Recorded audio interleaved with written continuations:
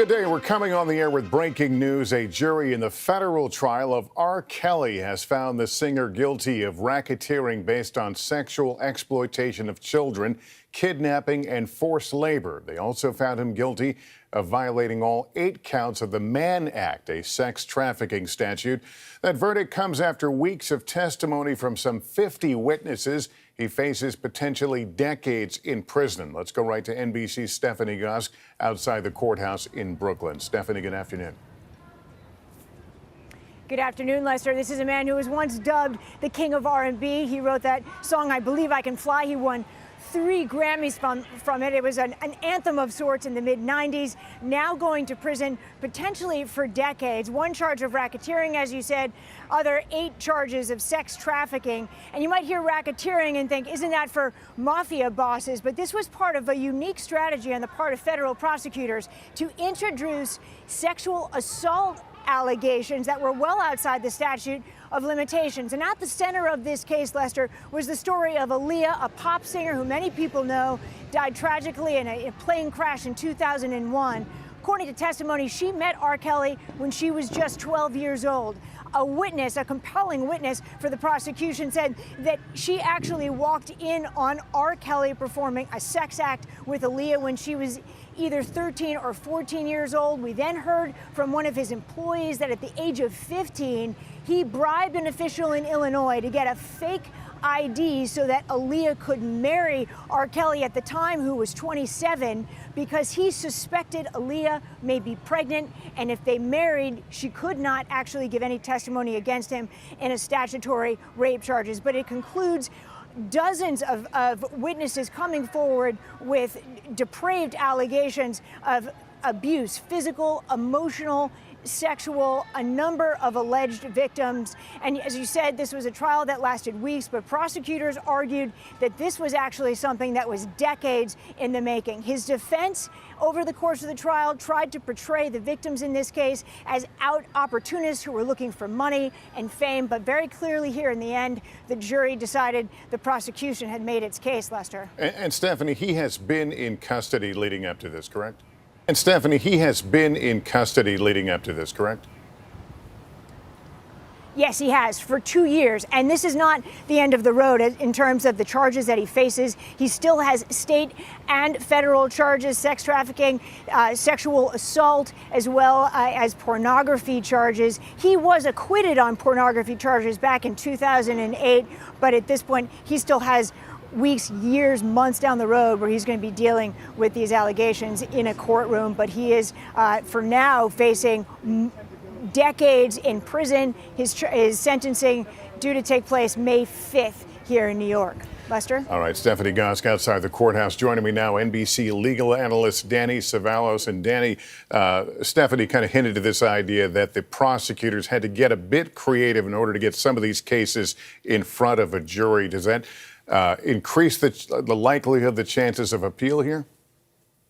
Stephanie's exactly right. Arguably, the defense's biggest asset in this case was the complexity and arguably the awkwardness of applying federal racketeering charges to a person who now is convicted of using his business in order to satisfy his sexual urges. It's not the traditional application of racketeering law. Normally, that's been applied to mafia-type defendants who are engaged in loan sharking or money laundering, not Mann Act violations, which is transporting women across state lines to commit sexual crimes. So while you do have an awkward application of federal RICO statutes here, on appeal, because the law is written so broadly and so favorably to prosecutors, there are less avenues for appeal. But of course, to the criminal defendant, there is always something to appeal upon conviction. Danny Cevallos, thank you. Let me bring in former New York federal and state prosecutor Tali Farhadian Weinstein. She's also an NBC News legal analyst. And I'll put the same question to you. Does this creative use of the racketeering statute make this, did it make it a more difficult case? And what does it mean about potential for appeal?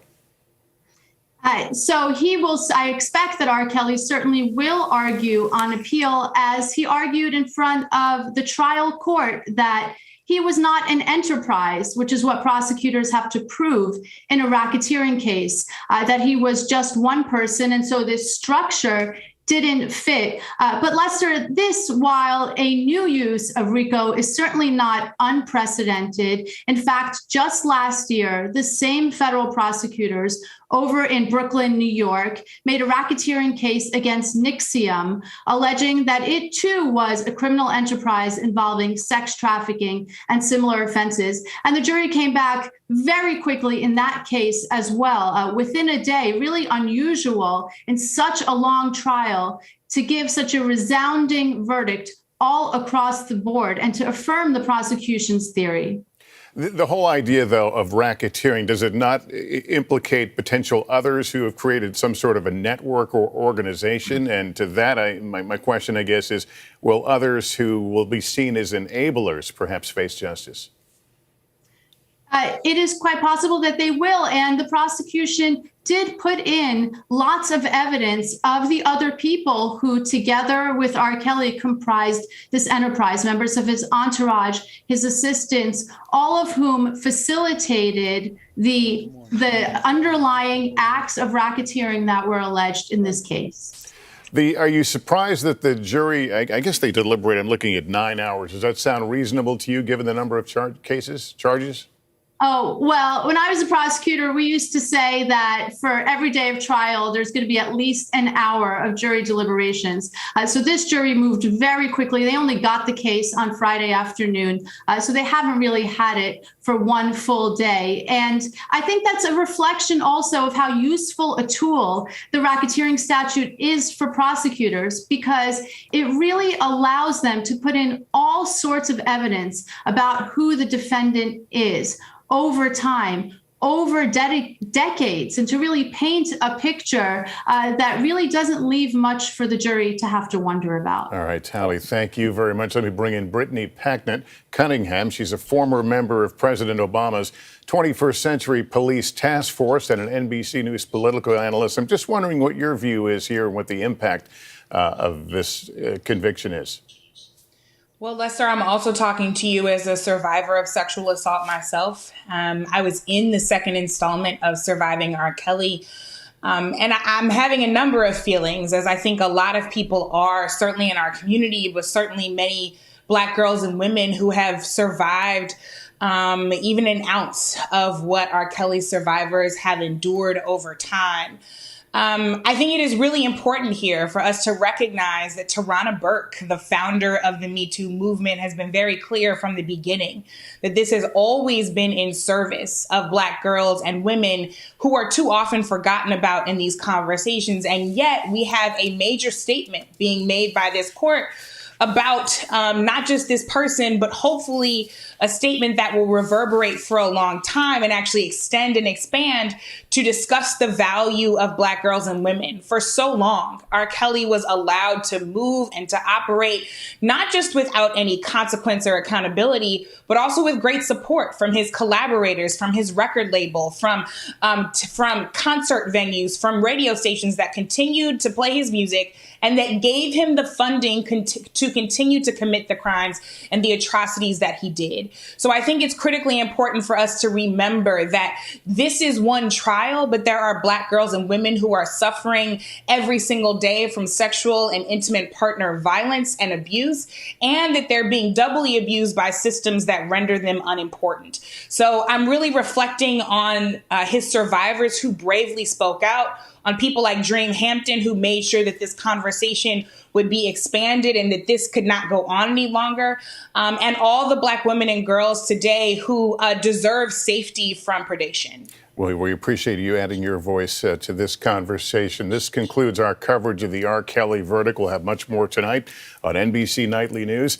I'm Lester Holt in New York. Thank you for watching. We'll see you a bit later this evening.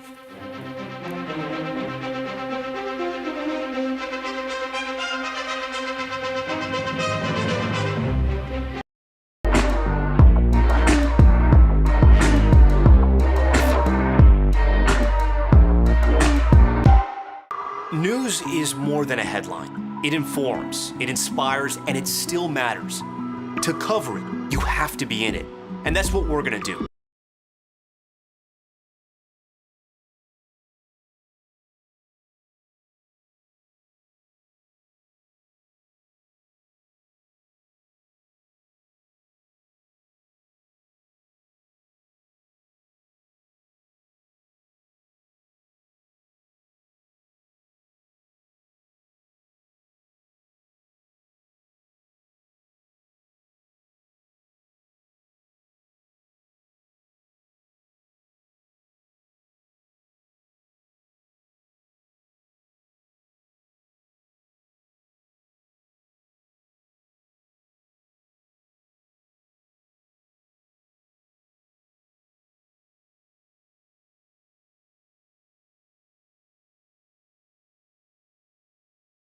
name of Reverend Martin Luther King Jr.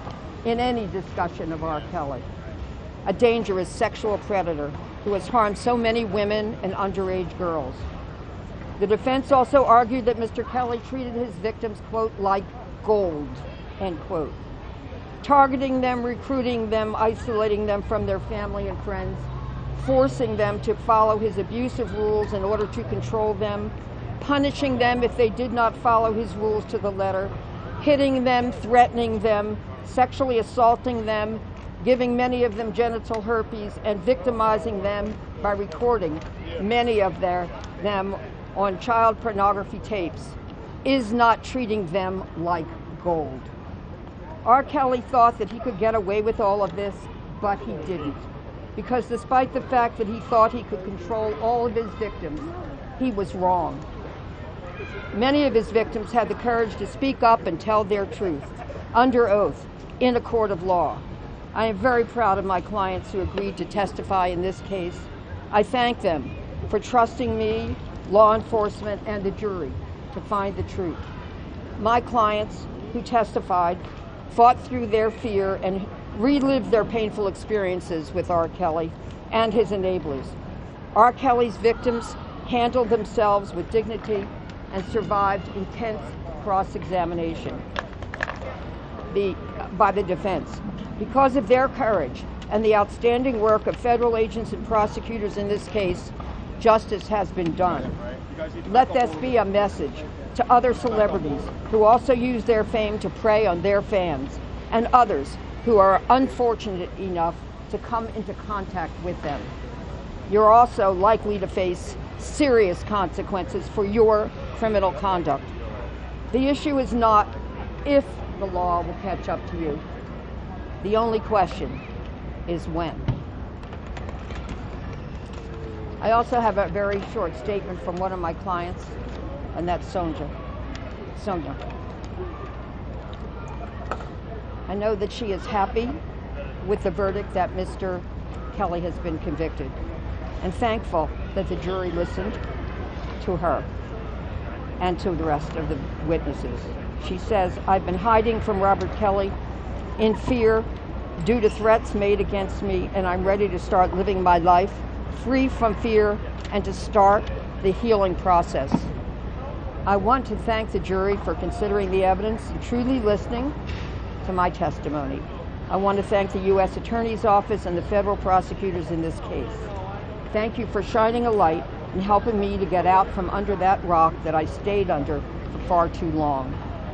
Also, thank you to the federal agents who have listened to my story and for all that you have done to protect myself and others over the last 2 years. If you've been in a similar situation, I urge you to come forward as well. It will be like a weight lifted off of your shoulders.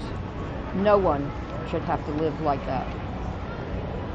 Gloria, do you feel, or do the women you represent feel like justice has been served today? Are they angry that it's taken many decades of allegations? Well, I mean, since the verdict was not just announced, I've not had a chance to consult with all of them. But I know that a number of them feel that if he's been convicted of any crimes, whether or not it was crimes for which he was charged in reference to them, that they're happy that he's convicted. Are they upset it's taken so long to get to this point? I'm sorry, I can't hear the question. Sorry, are they upset that it's taken this long for this to happen? Are they upset that it's taken this long for things to happen? Well, they understand that justice moves at a glacial pace.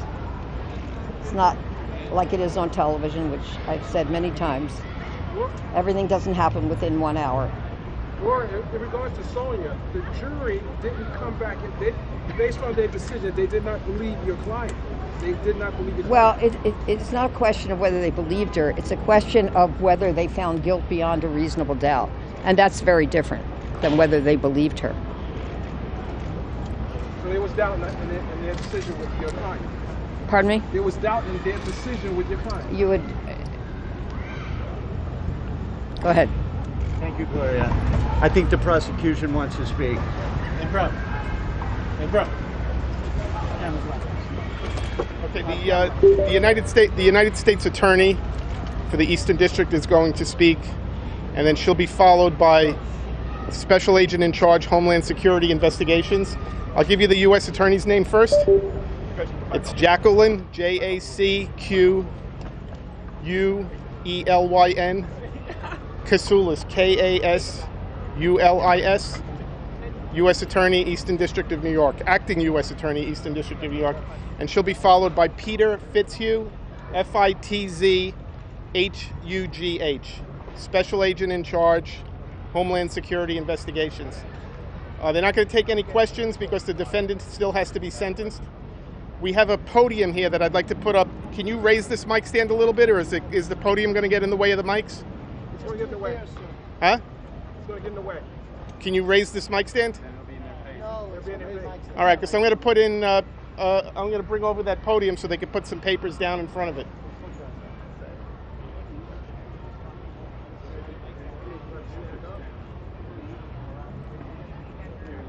Hey, so were you surprised?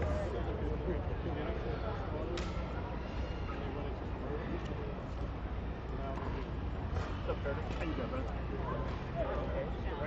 Oh, that's a regular podium. You said like what's got casual. You got it. Okay. That's fine. Does that work?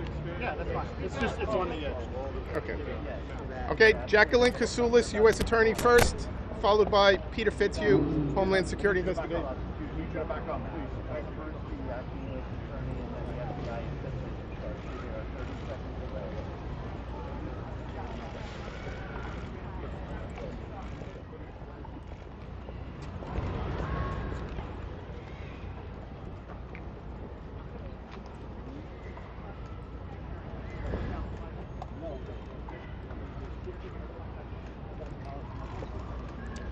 Good afternoon, everyone.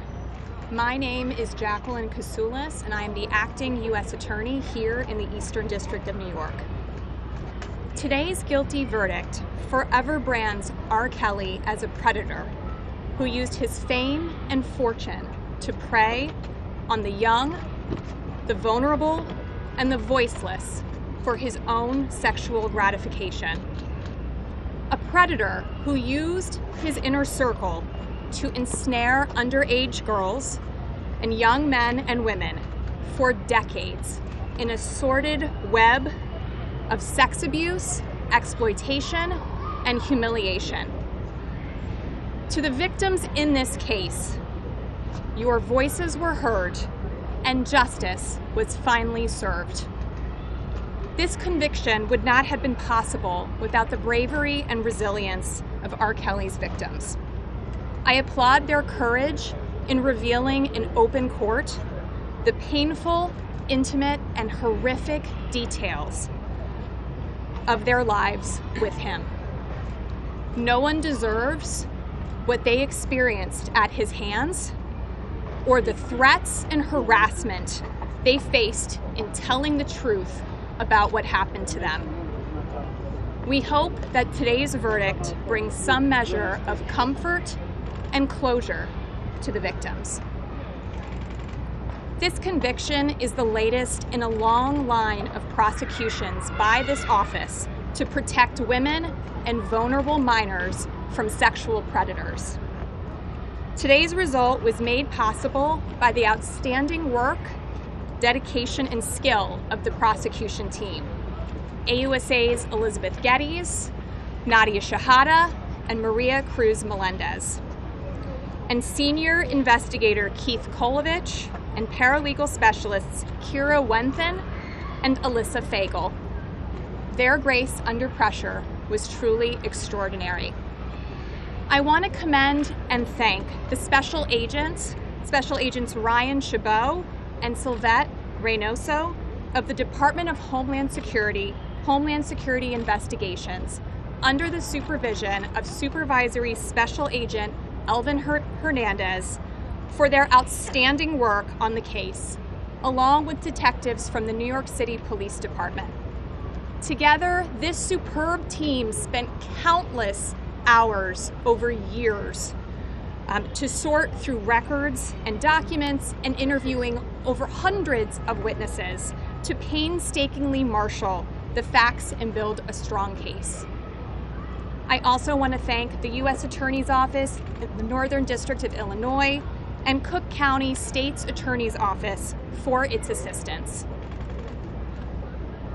Last but not least, I want to thank the men and women of the jury for their time and attention throughout the trial and for their careful assessment of the overwhelming evidence in this case.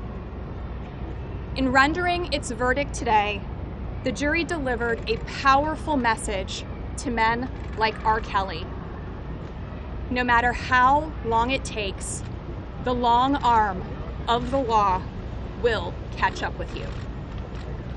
I will now turn over the microphone to HSI Special Agent in Charge, Peter Fitzhugh. Thank you. Good afternoon, everyone. My name is Pete Fitzhugh, and I'm the Special Agent in Charge for Homeland Security Investigations here in New York. Before I begin my remarks, I'd like to quickly thank Acting United States Attorney for EDNY, Jacqueline Kasoulas, and her amazing team of prosecutors. Today's verdict brings an end to Robert Kelly's decade-long reign of terror over many vulnerable girls, boys, and young women.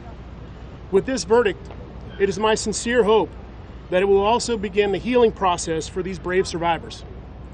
Today's decision demonstrates that our system of justice knows no boundaries and will hold criminals accountable, regardless of their fame or fortune.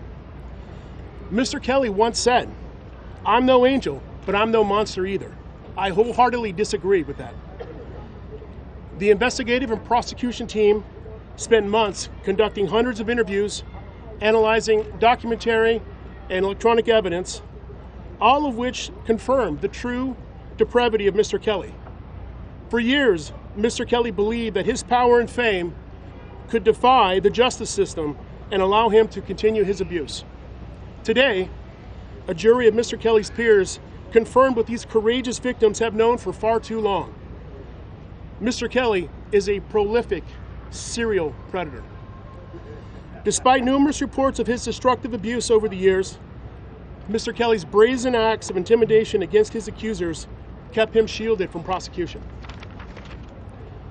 Mr. Kelly had the audacity to engage with his associates to bribe and threaten victims, their families, and witnesses, all in an effort to prevent the truth from being told.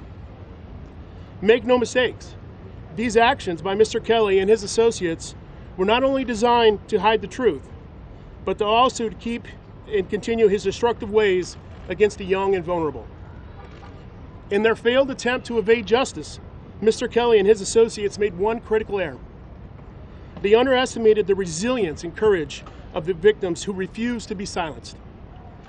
He believed that his fame would drown out the voices, that they would not be believed, and that his notoriety would deter tenacious investigators and prosecutors from taking up their cause. These victims overcame Mr. Kelly's abuse. They deserve to be recognized. Know this, we stand here today because of them. Without them, today would not have been accomplished. Today is their day. HSI and our partners at EDNY take a victim-centric approach to investigations, ensuring that we swiftly focus our efforts on those most impacted by the crime. With this in mind, I truly believe that in light of the great bravery of these victims and their advocates, it would be much more appropriate to call them survivors, as they refuse to remain victims. As we think about the survivors, I would like to take a few moments to speak publicly about the work HSI special agents and our partners performed on their behalf. A lot has been said about the relationship between law enforcement and the communities we serve. Today is a reminder of our profession's highest calling, to protect the public against oppressors. Today's verdict was not inevitable. It was only possible because these survivors placed their trust in law enforcement. They believed that agents and prosecutors would diligently seek out the truth and bring Mr. Kelly to justice. For that, you have my utmost respect and admiration. Today, we stand united with the survivors and our community with one simple goal in mind. Mr. Kelly and others like him will never again be in a position to abuse others. Together, we will continue this work to make certain that one day, days like today won't be necessary. Thank you. Thank you, everybody. No questions? That's it. That's it.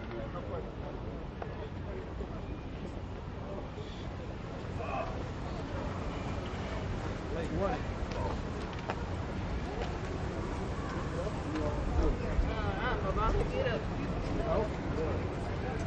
Oh yeah. Back.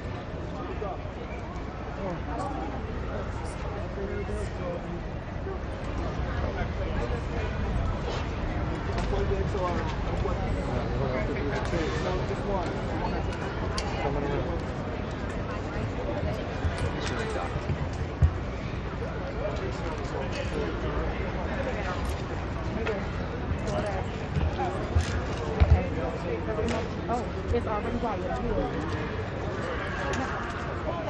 take this and go around. Thank you very much. Yeah, we got a little dicey. With them? No, because the fence came out. What about We were local. We couldn't chase them because we were going. Okay, well, whatever we get, that's fine. Yeah. Luckily, I was watching it here. I knew I was on the air and I couldn't move. Just hang loose for a little while. Oh, of course. Of course.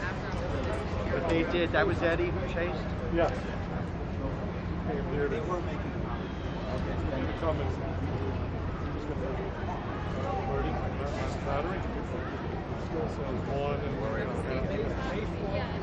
thank God.